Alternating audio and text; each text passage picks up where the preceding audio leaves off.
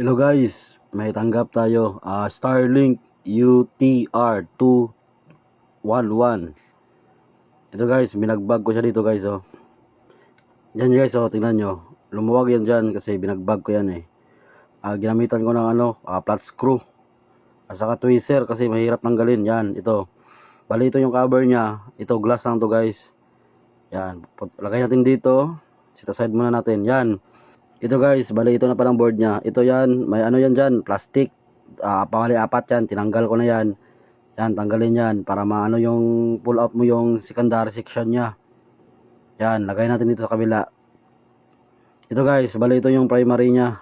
Yan. Ito guys oh, mahirap talaga itong bagbagin guys. Kasi puno niya ng guys, glue. Yung panglagay ng cellphone. Yan. Kaya mahirap. Kailangan niya ng flat screw dyan. Saka tweezer at saka bali ito guys, i-check ko muna to partial, titingnan ko kung if ang mga sira nya. Ito guys, bali na ko na siya, na-isolate ko na, nalaman ko anong sira nya. Ito yung sa secondary nya guys oh, siniset aside ko muna. Ito, bali ito ang dalawang suspect guys, bali yung bridge diode nya at saka yung capacitor, SMD capacitor nya. Yan. Yan sa nya, yan dito banda yan sa likod ng nya sa primary at saka yan oh. Yan. Pag check ko dito sa positive, okay siya. Dito sa negative sign niya, okay din. Pero dito sa AC sign, nagbibip, may continuity siya. Dito guys, banda guys. Dito ako nag-check sa line 1 at line 2 ito. Yan ang line 1 at line 2. Pag check ko diyan upon checking is nagbibip. Kaya nagtaka na ako, akala ko baristor. Yan, yung dalawang yan, baristor yan guys. Bali ito siya guys oh.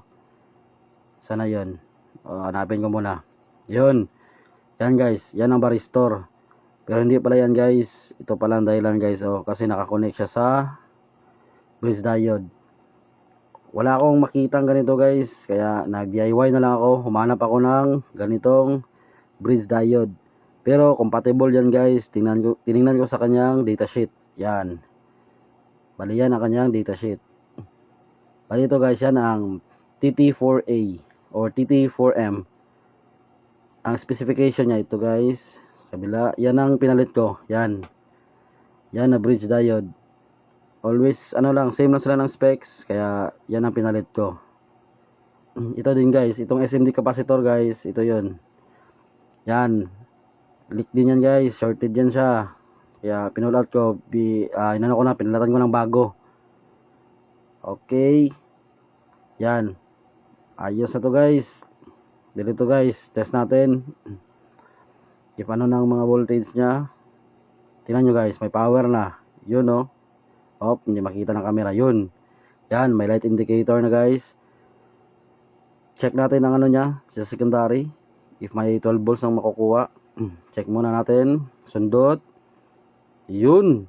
Hindi makita ng camera. Tingnan natin guys. Sundot natin. Yun. Nag-convert na. Saka 49 volts. Kabila. Yun. Yan dun. Kabila din. Dalawang 49 volts yan guys. Panday na niya.